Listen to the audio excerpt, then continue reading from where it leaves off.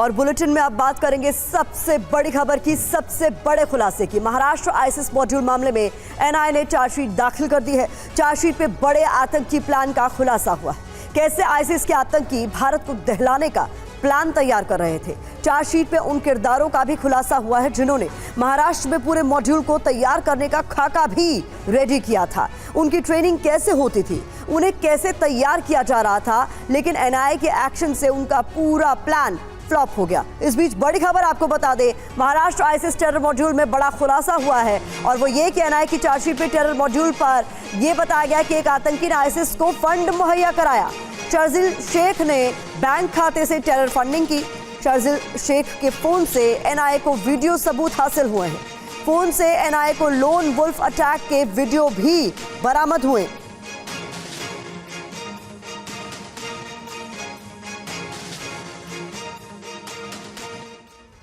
आइए अब आपको बताते हैं कि एनआईए की चार्जशीट पे कौन कौन से खुलासे हुए हैं। आतंकियों की साजिश क्या थी जिसे एनआईए ने नाकाम कर दिया। तो ये समझिए, मुस्लिम युवाओं को आतंकवाद उग्रवाद में धकेलने का ये पूरा प्लान था जिसका खुलासा हो गया है। साथ ही नंबर 2 खुलासा आपके सामने हम रखने जा रहे हैं, वो ये कि जिहाद और देश में हमले के लिए भारतीय मुस्लिमों की भर्ती का इनका पूरा प्लान था। खुलासा नंबर 3, देश में जिहादी हिंसा को बढ़ाने के लिए उकसाने की साजिश की जा रही थी इनकी तरफ से। इसके अलावा खुलासा नंबर 4, व्हाट्सएप ग्रुप पर चैट में हिंसक जिहाद पर बातचीत के भी सबूत एनआईए को मिले हैं। साथ ही भिवंडी के बोरीवली पटगा गांव में जिहाद का प्रचार इनकी तरफ से किया जाता था। मुसलमानों को बरगलाने के लिए, युवाओं को भटकाने के लिए शर्जिल शेख ने सीरिया के आतंकी संगठन को टेरर फंड भी भेजा और इसके बाकायदा सबूत हासिल किए गए हैं।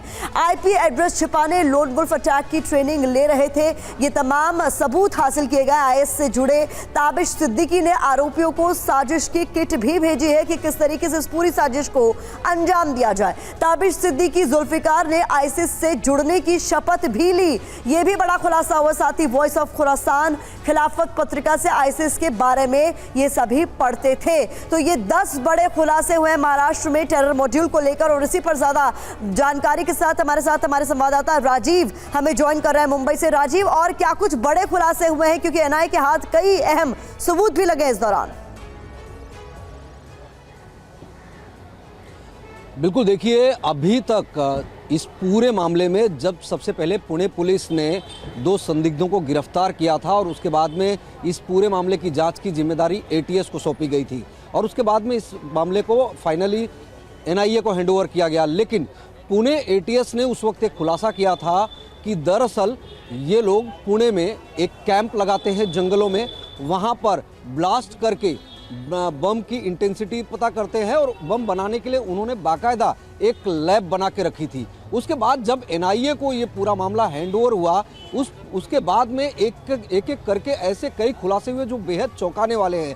पहला बड़ा खुलासा ये था कि भिवंडी का जो बोरीवली गांव है, जो कि ठाणे जिले में आता है, वहां पर उस बोरीवली गांव को उन्होंने अलसाम गांव घोषित कर दिया था और उस गांव में बाकायदा लोगों को बुलाकर वहां पर सीरिया बसाया जा रहा है, इस तरह का एक मैसेज देकर लोगों को उकसाने का काम किया जाता था। और इसी से इंस्पायर होकर जुल्फिकार बड़ौदा वाला जो है वो वहां पर पहुंचा था। उसे लगता था कि ये बोरीवली अलसाम गांव है सीरिया के जैसे, और इसीलिए वो वहां पर इंस्पायर होकर गया था। और दूसरा बड़ा खुलासा जो है इस पूरे मामले में शर्जिल शेख के फोन से हुआ है।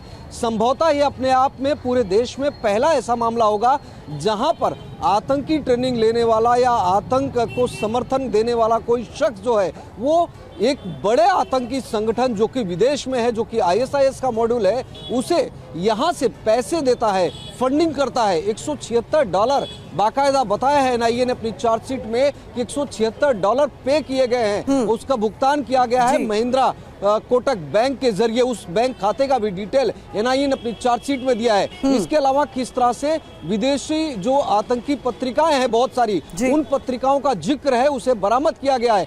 कई ऐसे वीडियो सामने मिले हैं फॉरेंसिक टीम से जब रिकवर किए गए, जिसमें किस तरह से बेदर्दी से लोगों को अगवा करने के बाद में उनका गला काटा जाता था, किस तरह से वहां पर आतंकी गतिविधियों की ट्रेनिंग होती थी। ऐसी तमाम जानकारियां हैं।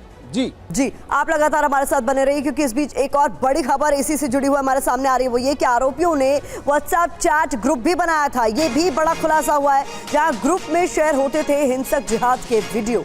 आईसिस के समर्थन में पोस्ट भी इसी ग्रुप में शेयर किए जाते थे। तो बाकायदा एक व्हाट्सएप ग्रुप बनाया गया था जिसमें बताया जा रहा है कि कई तरह के हिंसक जिहाद के वीडियो शेयर किए जाते थे। साथ ही साथ आईसिस के समर्थन में जो पोस्ट हैं उन्हें भी इस ग्रुप में शेयर किया जाता था।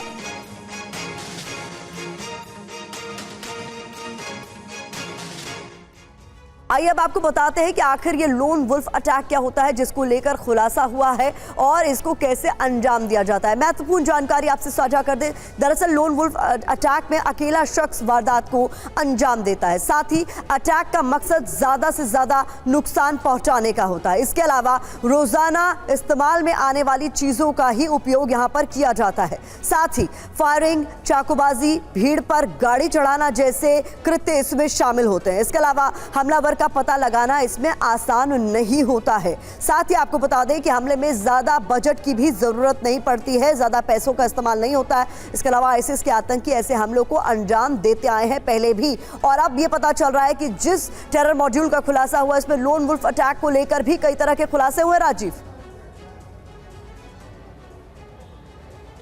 बिल्कुल, देखिए ये जो है शुरुआत में इस बात की जानकारी मिली थी कि किस तरह से ट्रेनिंग दी जा रही है, लेकिन जब एनआईए ने इस पूरे मामले को टेक ओवर किया और उसके बाद में एक एक करके कई गिरफ्तारियां हुई, खासतौर पर पुणे और ठाणे के भिवंडी पड़गा गांव से, तो उसके बाद में इस बात का खुलासा हुआ कि दरअसल जिस तरह से एक कैंप लगाया जाता था, उस कैंप में लोगों को ट्रेनिंग दी जाती थी कि अगर जरूरत पड़े तो वो बतौर लोन वुल्फ भी अटैक कर सकते हैं, क्योंकि इस तरह के अटैक में भीड़ में सिर्फ जाना होता है, खुद के शरीर पर विस्फोटक बांधना होता है या फिर किसी तरह का कोई हथियार छुपाकर जा सकते हैं या फिर किसी हैवी व्हीकल्स का इस्तेमाल कर सकते हैं। और उसके लिए बाकायदा आतंक की एक पाठशाला चलाई जाती थी और जो शाकिब नाचन है वो इस पाठशाला का मास्टरमाइंड था, वही इस पाठशाला को हैंडल करता था, वही उसकी अगुवाई में ही पूरा आतंक का गढ़ बना था। ठाणे का वो जो बोरीवली गांव है पड़गा इलाके में, वहीं पर ये सारी गतिविधियां होती थी। इसके अलावा एक लेबोरेटरी भी बनाई गई थी जहां पर किस तरह के विस्फोटक जो है तैयार किए जाए, उन तमाम सामग्रियों को भी बाकायदा तैयार किया जाता था। उस लैब पर भी रेड पड़ी थी, तब एटीएस ने रेड की थी। ऐसी कई चीजें हैं जो इस पूरे मॉड्यूल को लेकर खुलासा करती है कि एक बड़ी साजिश को जो है अंजाम देने की फिराक में थी, उसकी तैयारी चल रही थी। और जांच में यह भी बात सामने आई थी कि लगभग 8 से 10 ऐसे शहर हैं, इंक्लूडिंग मुंबई, पुणे, जयपुर, इंदौर, दिल्ली, ऐसे कई शहरों का भी खुलासा हुआ था। और खासतौर पर जो यूरोपियन कंट्री से जुड़े हुए एम्बेसी हैं उनको निशाना बनाने की बात हुई थी। कई ऐसे मैप भी मिले थे, उस मैप गूगल मैप के जरिए भी जो है एटीएस को और एनआईए को इनपुट मिला था कि किस तरह से कई ऐसे जो राजीव, जगह फिलहाल आपका इस तमाम जानकारी के लिए बहुत बहुत शुक्रिया। आप लगातार नजर बनाए रखें, आगे भी अपडेट्स के लिए आपका रुख करेंगे। और इस बीच रुख कर लेते हैं लक्षद्वीप का, जहां प्रधानमंत्री मोदी पहुंचे हैं और इस वक्त वो संबोधित कर रहे हैं। അഗത്തി, ബംഗാരം, കവറത്തി എന്നിവിടങ്ങളിൽ എന്റെ കുടുംബാംഗങ്ങളായ നിങ്ങളുമായി ഒത്തുചേരാൻ അവസരം കിട്ടി. ലക്ഷദ്വീപിന്റെ ഭൂമി വിസ്താരം ചെറുതാണ്, എന്നാൽ ലക്ഷദ്വീപിലെ ജനങ്ങളുടെ ഹൃദയം സമുദ്രത്തെക്കാളും വിശാലമാണ്. നിങ്ങളുടെ സ്നേഹവും ആശീർവാദവും കൊണ്ട് ഞാൻ മൂടപ്പെട്ടിരിക്കുകയാണ്. ഞാൻ എന്റെ നന്ദി അറിയിക്കുന്നു.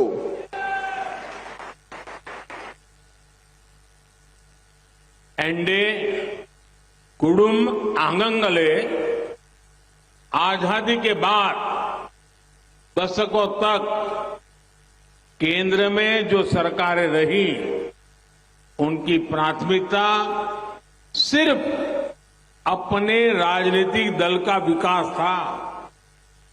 जो दूर सुदूर के राज्य हैं, जो बॉर्डर पर है या जो समंदर के बीच में है, उनकी तरफ ध्यान नहीं दिया जाता।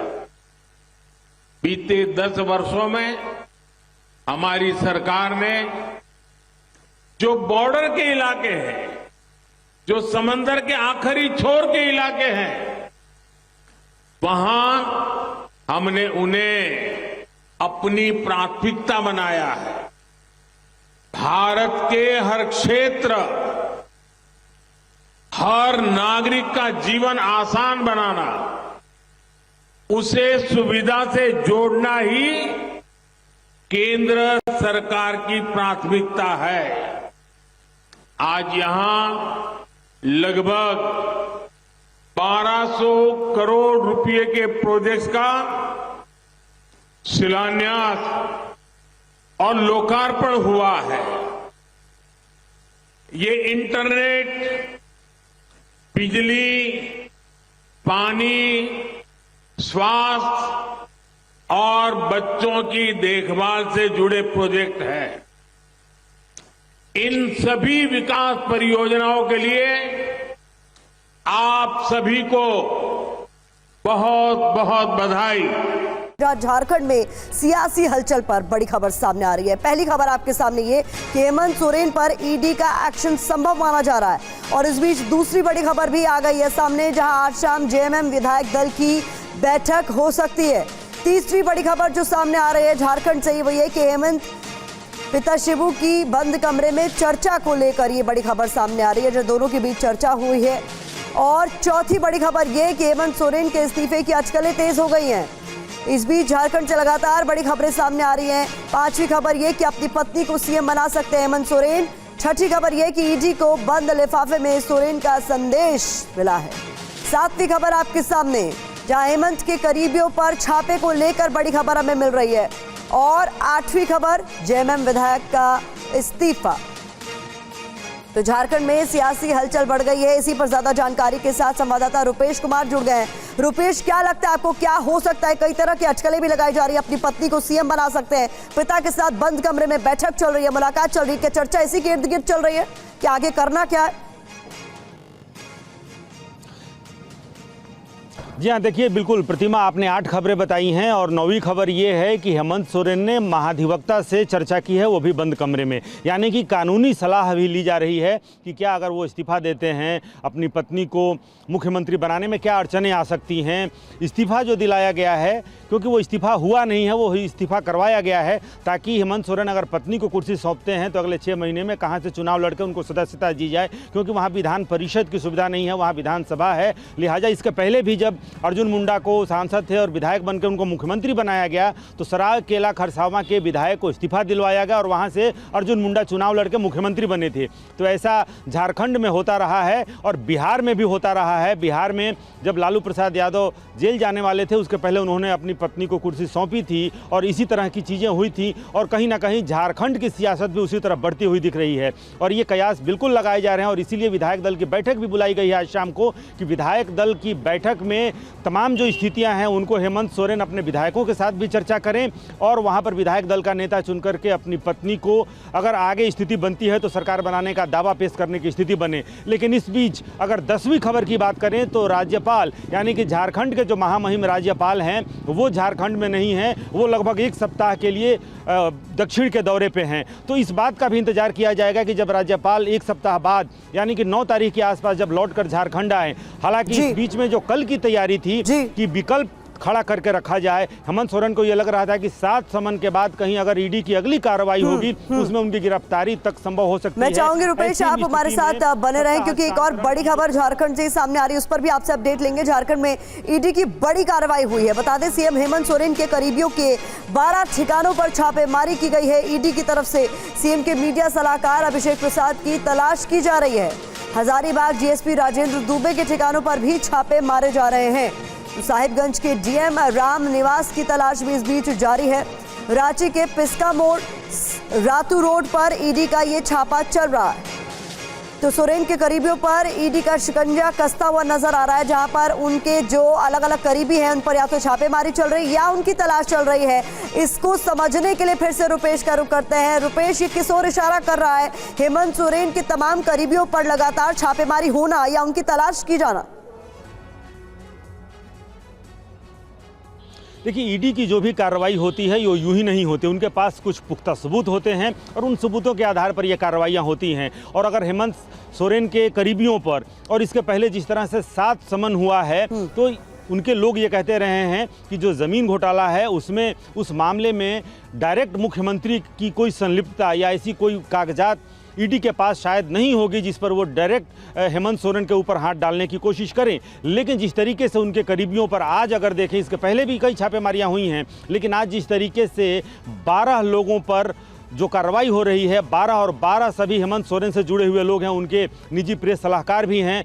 जाहिर सी बात है कि जो चीज़ें निकल कर के सामने आएंगी या इसके पहले आई हैं, और साथ साथ समन के बीच किन कागजातों को सामने रख के पूछा जाना है और कहां कहां उनकी संलिप्तता हो सकती है, ये सबसे ज़्यादा जानकारी हेमंत सोरेन को है। लिहाजा 7 समन के बावजूद वो ईडी के समक्ष पेश नहीं हुए हैं। तो उनको पता है कि सवालों की फहरिस्त कहां होगी, किस चीज़ का जवाब उनके पास है और किन बातों का, किन ईडी के किन सवालों का जवाब उनके पास नहीं है। बहुत शुक्रिया रुपेश इस जानकारी के लिए। आप लगातार नजर बनाए रखें। जैसा कि रुपेश बता रहे हैं कि कई समन्स के बावजूद हेमंत सोरेन पेश नहीं हुई ईडी के सामने। ऐसा ही दिल्ली में भी हो रहा है। दरअसल अगली बड़ी खबर इसी से जुड़ी हुई है। आज भी ईडी के सामने पेश नहीं हुए अरविंद केजरीवाल।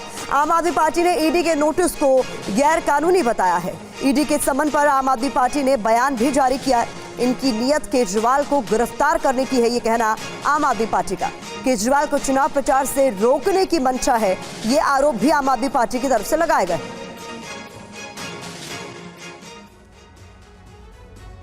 केजरीवाल के ईडी के सामने पेश नहीं होने पर केंद्रीय मंत्री अनुराग ठाकुर का भी बयान सामने आया है। जो ईमानदारी की दुहाई देते थे वो बेईमान निकले।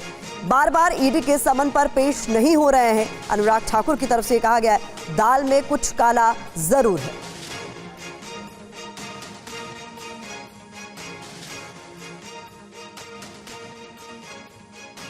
निश्चित तौर पर जो लोग राजनीति में आने से पहले ईमानदारी की दुहाई देते थे, उप मुख्यमंत्री जेल में है।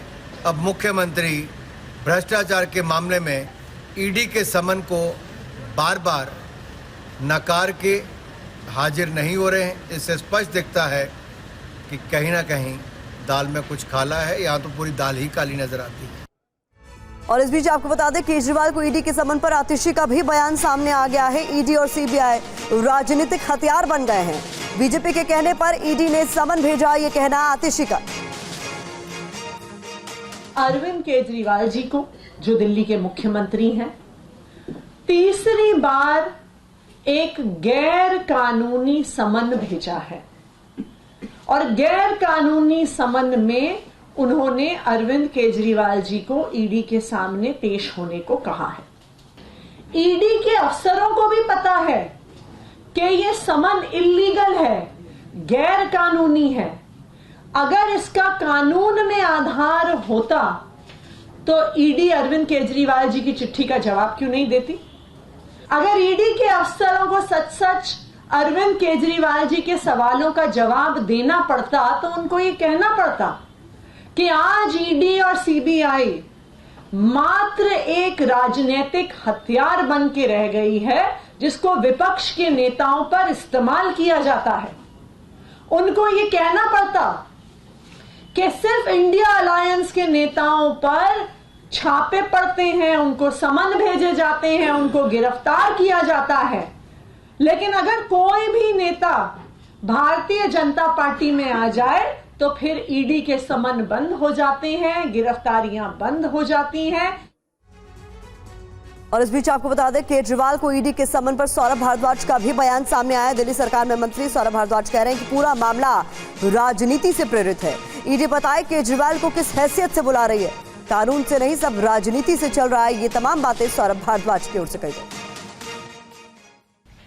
ईडी ने या केंद्र सरकार ने ये नहीं बताया कि वे अरविंद केजरीवाल जी को किस हैसियत से बुला रहे हैं। ना वो गवाह हैं, ना वो अभियुक्त हैं। ईडी ने अब तक साफ नहीं किया।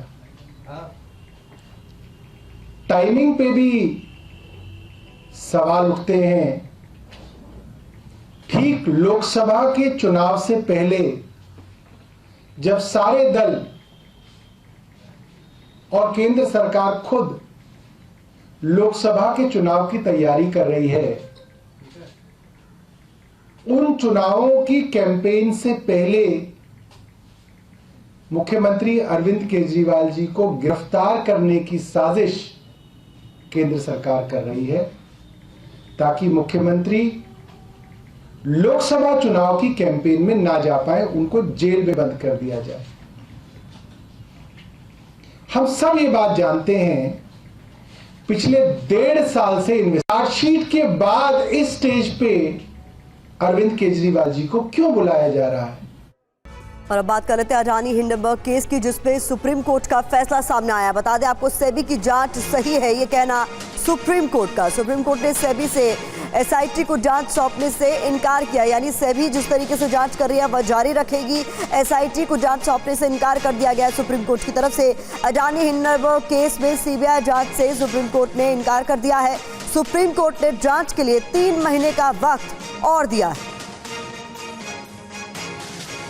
तो सुप्रीम कोर्ट से अडानी को मिली है सुप्रीम राहत, उसी से जुड़ी हुई ये बड़ी खबर आपको बता रहे हैं। अब आपको बता देते हैं कि सुप्रीम कोर्ट ने आखिरकार अपने आज के फैसले में क्या कुछ कहा है। महत्वपूर्ण जानकारी आपके साथ हम साझा कर देते हैं। दरअसल ये साफ कर दिया गया है कि सेबी की जांच में दखल नहीं दी जाएगी। सेबी की जांच पर संदेह नहीं है, ये भी साफ कर दिया गया है और संदेह किया नहीं जा सकता। साथ ही सेबी ने 22 केस की जांच की, कोई अनियमितता नहीं मिली है, कोई इरेगुलरिटी नहीं मिली है, ये भी साफ कर दिया गया। साथ ही साथ बिना सत्यापन तीसरे पक्ष की रिपोर्ट पर भरोसा नहीं, यह भी सुप्रीम कोर्ट के फैसले में कहा गया है। 2 केस की जांच के लिए 3 महीने का वक्त, मामले की जांच ट्रांसफर करने का कोई भी आधार नहीं है, यह भी सुप्रीम कोर्ट की तरफ से कहा गया है। सेबी से एसआईटी को जांच सौंपने से इनकार कर दिया गया है। जांच सीबीआई से कराने से भी इनकार कर दिया गया क्योंकि इसकी मांग उठ रही थी लगातार। सेबी विशेषज्ञ समिति की सिफारिश पर काम करे, यह भी सुप्रीम कोर्ट की तरफ से कह दिया गया। निवेशकों के हित के लिए समिति की सिफारिश पर विचार होगा। इस बीच आइए बढ़ते हैं अगली बड़ी खबर के लिए। बता देते हैं कि सुप्रीम कोर्ट ने अडानी मामले की सीबीआई से जांच करवाने की मांग से इनकार किया है। सुप्रीम कोर्ट ने भारत सरकार और सेबी को भारतीय निवेशकों के हित को मजबूत करने के लिए विशेषज्ञ समिति की सिफारिश पर काम करने को कहा है। और ऐसे में अडानी का जो ट्वीट सामने आया है सुप्रीम कोर्ट के इस फैसले के बाद, वो भी आपके सामने है। सत्य की जीत हुई, सत्यमेव जयते, साथ खड़े रहने वाले लोगों का आभारी हूं, भारत की विकास गाथा में योगदान जारी रहेगा। गौतम अडानी ने एक्स पर ये तमाम बातें लिखी। सुप्रीम कोर्ट के वकील और मामले में याचिकाकर्ता विशाल तिवारी ने कहा कि सुप्रीम कोर्ट के फैसले से निवेशकों के हित सुरक्षित रहेंगे। विशाल तिवारी से बात की संवाददाता पीयूष पांडे। हमारे साथ बातचीत करने के लिए याचिकाकर्ता और सुप्रीम कोर्ट के एडवोकेट विशाल तिवारी जी साथ में हैं। विशाल जी, आपके नज़रिए से देखा जाए तो कैसा फैसला है? देखिए, मेरे नज़रिए से देखा जाए और जहां तक मैंने जो पब्लिक इंटरेस्ट याचिका फाइल की थी, पब्लिक इंटरेस्ट के नज़रिए से देखा जाए तो फैसला काफ़ी पॉजिटिव है और भविष्य में वह इन्वेस्टर्स को सुरक्षित रखेगा। जो सिफारिशें आपकी ओर से याचिका में की गई थी, क्या अदालत ने उन पहलुओं पर ध्यान में रखते हुए सभी जो मांगे थी उनको पूरा किया?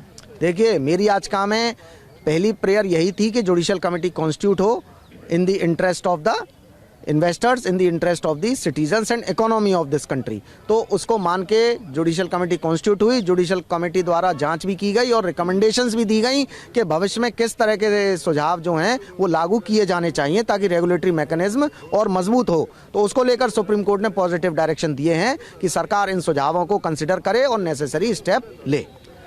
इस बीच अगली बड़ी खबर का हम रुख करने जा रहे हैं। इस वक्त की बड़ी खबर इंडिया गठबंधन में सीट शेयरिंग को लेकर सामने आ रही है। बता दें, मल्लिकार्जुन खड़गे, नीतीश कुमार और लालू प्रसाद यादव के बीच वर्चुअल बैठक को लेकर यह खबर।